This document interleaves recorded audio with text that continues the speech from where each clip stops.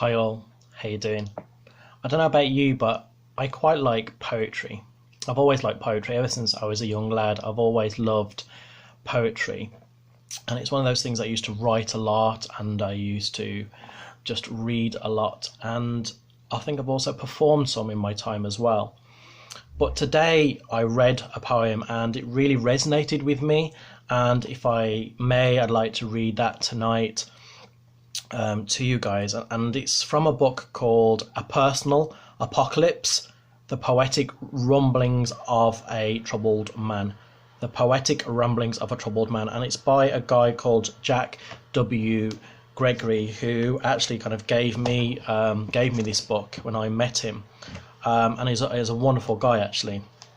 But it's for all you dreamers out there, really, and it's a great little poem, really. So I'm just going to read it. It's actually called Dreamer. You're living in a dream, mate. Take your head out the clouds. Come back to reality. Put your feet firmly back on the ground. You got to grow up. You got to belt up. You're chasing an impossible, implausible dream. We love you, mate.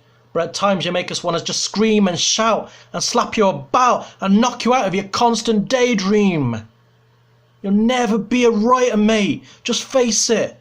A dream is just a dream. Don't chase it. It's money that puts food on the table, not poetry.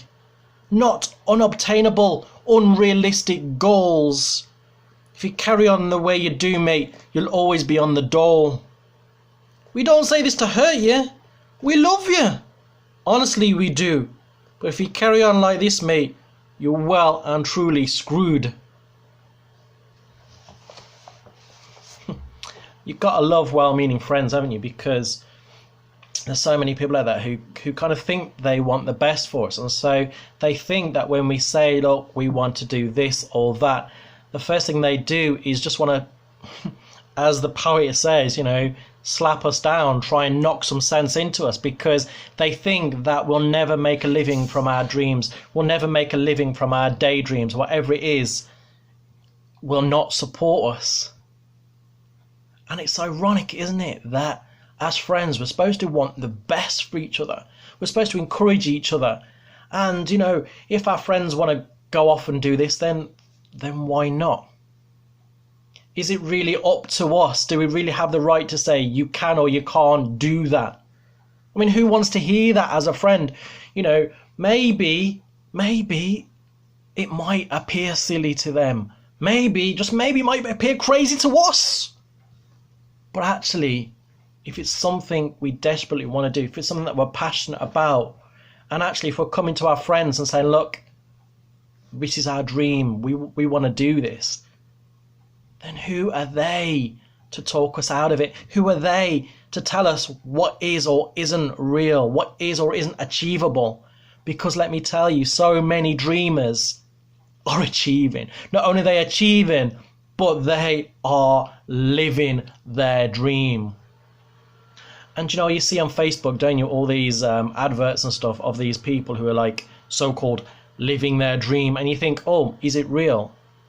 But why? Why can it not be real? Just because they did what it took to reach their dream. I know someone whose dream it was to be a professional swimmer. That's what they dreamt about. And so every day of their life, they got up at silly o'clock in the morning. They would go for swim after swim after swim, race after race after race, and then go and do their schoolwork, work, whatever they had to do, and then go back to the pool, race and race and race and race. And they did this for years. Why? Because to me that sounds crazy, right? The last thing I'd want to do is to go up and down a swimming pool, right? I couldn't think of anything less I'd rather do, if I'm honest.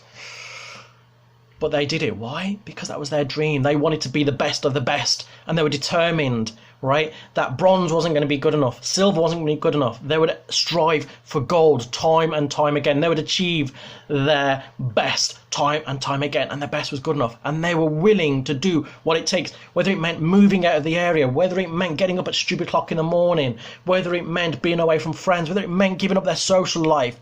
They did what they have to do because that's what it took. Now, perhaps some of us don't have that privilege.